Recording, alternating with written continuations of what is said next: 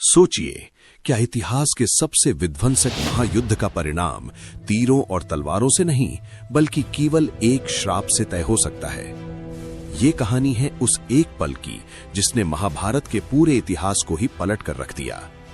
नमस्ते दोस्तों, पिछले वीडियो में हमने देखा कि कैसे गुरु और शिष्य यानी भगवान परशुराम और भीष्म पितामह के बीच इतिहास का सबसे भीषण द्वंद्व हुआ। लेकिन आज हम उस अध्याय को खोलेंगे जहां एक गुरु का क्रोध एक महायोद्धा के भाग्य का काल बन गया। हम बात कर रहे हैं भगवान परशुराम द्वारा दानवीर कर्ण को दिए गए उस विनाशकारी श्राप की। ये बात उस दौर की है जब महाभारत का बीज बोया जा रहा था। एक युवक था जिसकी आंखों में सर्वश्रेष्ठ धनुर्धर बनने का सपना था। भुजाओं में अपार बल था, लेकिन माथे पर सूत पुत्र होने का कलंक था। वे थे राधेय कर्ण। ज्ञान की प्यास उन्हें गुरु द्रोणाचार्य के पास ले गई, लेकिन समाज के नियमों में बंधे द्रोण ने उन्हें शस्त्र विद्या देने से मना कर दिया। कुछ कहानियां कहती हैं कि द्रोण सिर्फ क्षत्रियों को सिखाते थे, तो कुछ मानती हैं कि द्रोण ने कर्ण को शिक्षा दी थी, लेकिन उन्होंने कर्ण को ब्रह्मास्त्र का ज्ञान नहीं दिया, क्योंकि द्रोणाचार्य ने कर्ण के भीतर छिपी ईर्ष्या और भविष्य के खतरे को भांप लिया था। उन्हें डर था कि कर्ण ब्रह्मास्त्र का गलत उपयोग कर सकते हैं। एक तरफ समाज का तिरस्कार था और दूसरी तरफ ज्ञान प्राप्ति की तीव्र लालसा। कर्ण का हृदय अपमान की आग में जल रहा था। उन्हें किसी भी कीमत पर खुद को सिद्ध करना था, और इसी जिद ने उनसे उनके जीवन की सबसे बड़ी गलती करवाई। उस समय शस्त्र विद्या के सर्वोच्च शिखर थे भगवान परशुराम। वे जिन्होंने धरती को 21 बार क्षत्रियों के अत्याचार से मुक्त किया था। शक्ति का संतुलन बना रहे, इसलिए उन्होंने प्रण लिया था कि वे केवल ब्राह्मणों को ही अपनी विद्या देंगे। कर्ण ये जानते थे, लेकिन उनकी महत्वाकांक्षा इतनी प्रबल थी कि उन्होंने नैतिकता का मार्ग छोड़ दिया। वे भगवान परशुराम के पास पहुंचे और एक झूठ बोला, गुरुवर, मैं एक ब्राह्मण हूं। जरा सोचिए दोस्तों, उन्होंने अपने महान करियर की नींव ही एक झूठ पर रखी थी। परशुराम जी ने कर्ण की प्रतिभा देखी, उनकी लगन देखी और उन्हें अपना शिष्य स्वीकार कर लिया। उन्होंने कर्ण को वो सब कुछ सिखाया जो सिखाने योग्य था, यहां तक कि सबसे विध्वंसक ब्रह्मास्त्र का ज्ञान भी दिया। कर्ण एक अजेय योद्धा बन चुके थे, लेकिन नियति अपना खेल खेल रही थी। स्वर्ग में बैठे देवराज इंद्र सब देख रहे थे।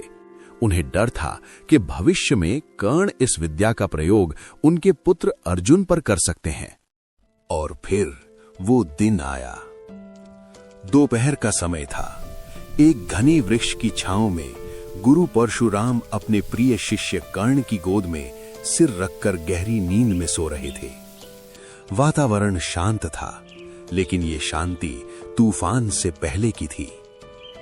तभी देवराज इंद्र ने एक कुटिल चाल चली। उन्होंने एक विषैले कीड़े वज्र कीट का रूप धारण किया और चुपके से कर्ण के पास पहुंचे। उस कीड़े ने कर्ण की जांघ पर काटना शुरू किया। दर्द असहनीय था। वो कीड़ा कर्ण के मांस को फाड़ता हुआ उनकी हड्डी तक पहुंचने लगा। कल्पना कीजिए उस पीड़ा की। लेकिन कर्ण एक पल के लिए भी नहीं हिले। उनके मन में सिर्फ एक ही बात थी कि अगर मैं जरा भी हिला तो मेरे गुरु की नींद टूट जाएगी। ये उनकी गुरु भक्ति की पराकाष्ठा थी। वे उस भयानक दर्द को चुपचाप पीते रहे।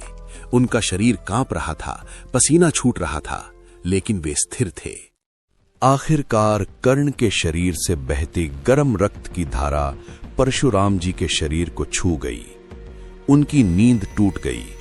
वे हड़बड़ाकर उठ बैठे। सामने का दृश्य देखकर वे दंग रह गए। कर्ण की जांघ से खून का फव्वारा फूट रहा था, लेकिन वो हाथ जोड़े शांत बैठा था। परशुराम जी की आंखों में संदेह और क्रोध एक साथ उमड़ पड़ा। उन्होंने अपने दिव्य दृष्टि से सत्य को भांप लिया। वे गरजे, सच सच बताओ, तुम कौन हो? एक ब्राह्मण स्वभाव से कोमल होता है, उसमें इतनी भीषण पीड़ा सहन करने की शक्ति नहीं हो सकती। तुम क्षत्रिय हो। कर्ण का झूठ पकड़ा गया था। वे कांपते हुए बोले, क्षमा गुरुवर, मैं सूत पुत्र कर्ण हूं। ये सुनते ही परशुराम जी का क्रोध 7वें आसमान पर पहुंच गया। एक तरफ उन्हें कर्ण की गुरु भक्ति पर दया आ रही थी कि उसने उनकी नींद के लिए इतना दर्द सहा, लेकिन दूसरी तरफ वो छल था, वो विश्वासघात था जो कर्ण ने विद्या पाने के लिए किया था। एक गुरु का विश्वास टूटा था। क्रोध में भरकर कांपते हुए होठों से परशुराम जी ने वो ऐतिहासिक श्राप दिया, दुष्ट, तूने मुझसे झूठ बोलकर छल से ये दिव्य विद्या प्राप्त की है।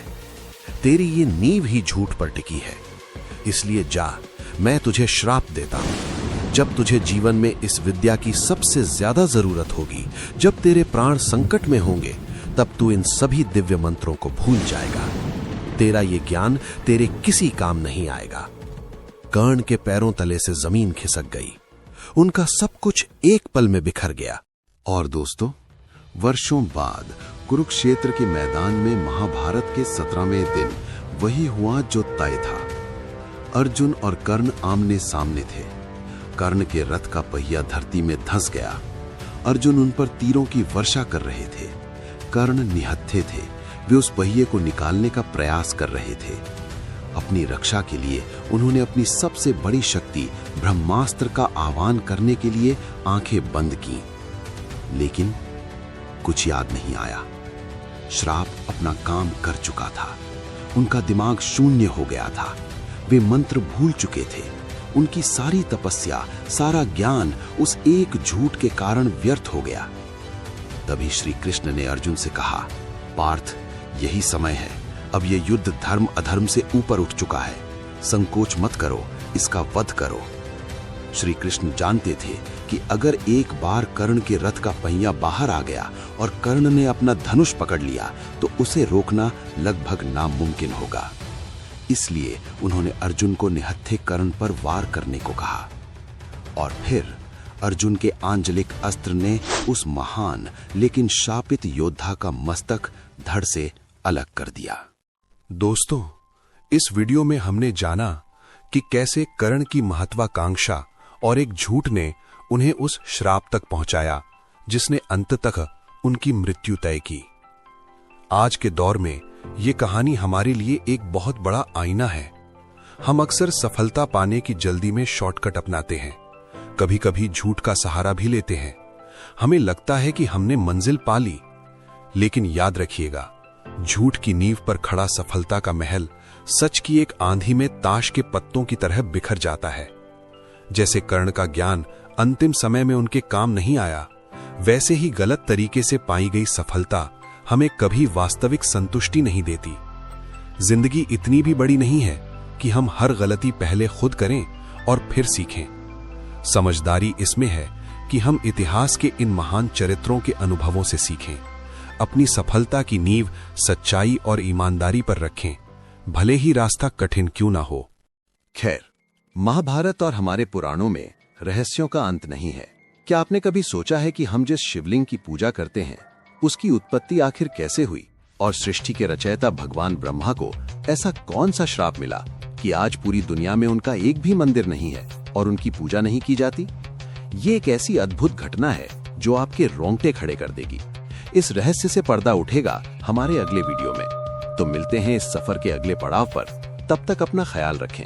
और हाँ, अगर आप भी अपनी जड़ों, अपनी संस्कृति और ऐसे गहरे जीवन दर्शन को समझना चाहते हैं तो इस चैनल को सब्सक्राइब जरूर करें। हम इतिहास के पन्नों से ऐसी ही सीख लाते रहेंगे। धन्यवाद दोस्तों। जय श्री राम।